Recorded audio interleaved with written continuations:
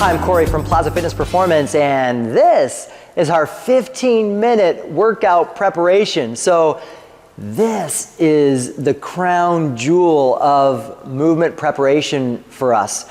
We would recommend that prior to running, prior to intense activity, prior to your workouts, that you take the time to prepare your body.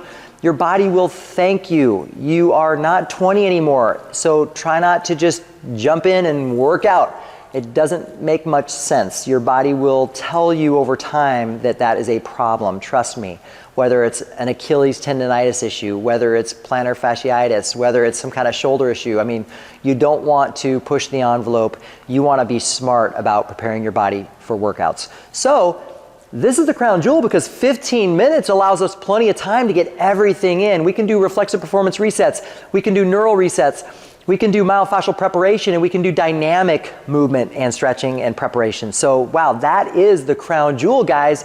We're not gonna spend all of that time because I'm assuming you've probably watched the out the door workout preparation. That was 1 minute and under, where we did zone 1 of the reflexive performance resets. We reset our diaphragm, we reset the glutes, we reset the psoas, we reset the abdominals. I mean, it was good stuff, great stuff. So definitely make sure you watch that. I'm also going to assume that you watched the 5-minute workout preparation. The 5-minute workout preparation, we were not only able to do zone 1, but we did zone 2 and zone 3 of reflexive performance resets. So we got into all the other positions. So make sure you take a look at how to effectively reset your body with reflexive performance resets. And then we moved into, and I'll assume that you watched the 10-minute prep. So the 10-minute prep, we did the first 2, right? We did zone 1 of the reflexive performance resets, we did zone 2, and we did zone 3, but now we have extra time. So I was able to get into the neural resets of rolling, breath, head nodding, hip rocking, and crawling. So all of those resets we were able to do, and I had some time to go through the myofascial preparation using some toys and tools that are pretty cool. So, you know, I used the golf ball for my foot, the fascia underneath my foot to kind of loosen that up. I did the stick for my lower body as well.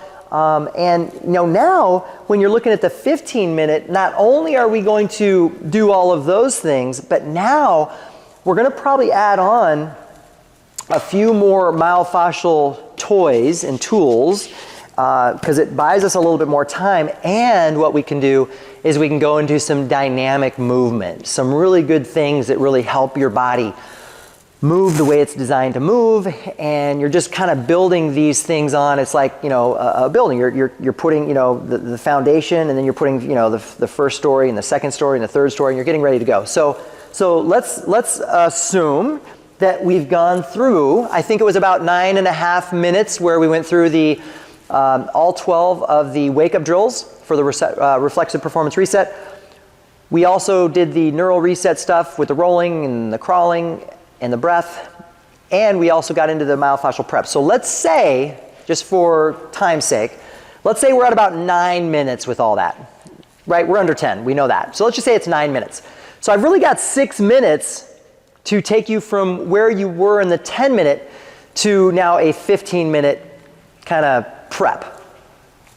So as we've been doing, let's go ahead and start the clock.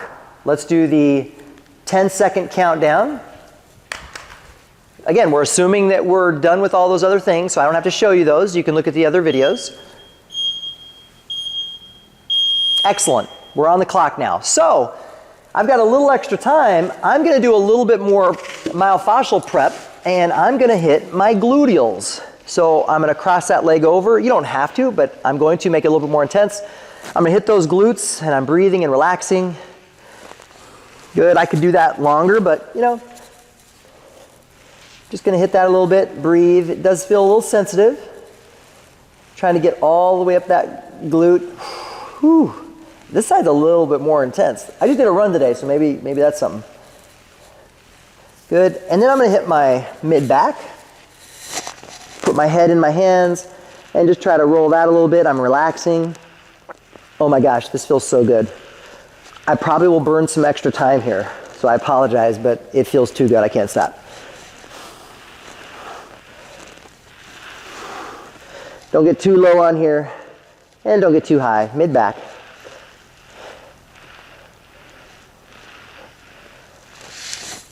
Oh, that feels so good. That's pretty much what I would do on that. I might do a little bit with the quad, or I might do a little bit extra with the calf, since I do have a different tool. And since my calves tend to be a little problematic, again, I would probably spend a little extra time here, getting right where it's a problem, and then just doing some cross movement. Whew, that's intense for me. So I might spend a little time there. Good. You can go up and down, find a little, any issues you have, and then kind of go side to side. Relax and breathe.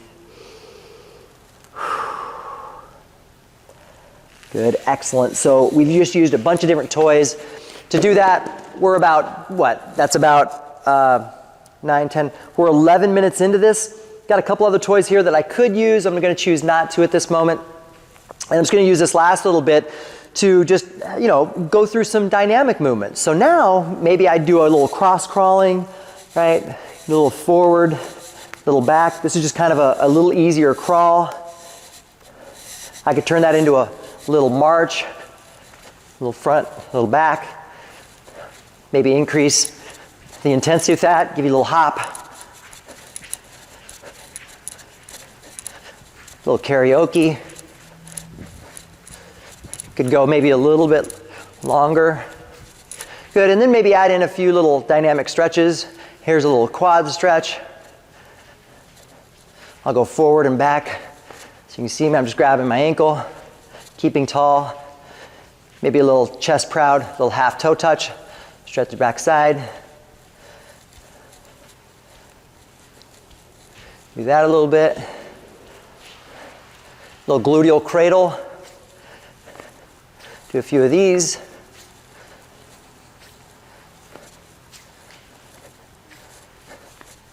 Good, do some backstrokes in a pool. Continuing to breathe and relax. I could do a full set of Indian Club work if I had some big time shoulder mobility issues. Not gonna worry about that at this moment. And then maybe I just do some hip swings. I like to do hip swings because I do run, and these feel good for me in terms of stride length. I do both sides. I'm gonna turn. Hopefully you're not too upset with me putting my back to you, but I like to use my opposite arm in a sprinter's stance to do that. Could also do some other things in terms of side to side. Might depend on what activity you're doing. But all in all, that puts us, gosh, I guess we're at about 13, 15, because we added on from the 9 plus. We were probably at 9.5. I know we said about 9, but somewhere in there. So now we're up to almost, almost 14 minutes. We're definitely under 15. We've done some really nice things. We've added in that reflexive performance reset. We've done the neural resets.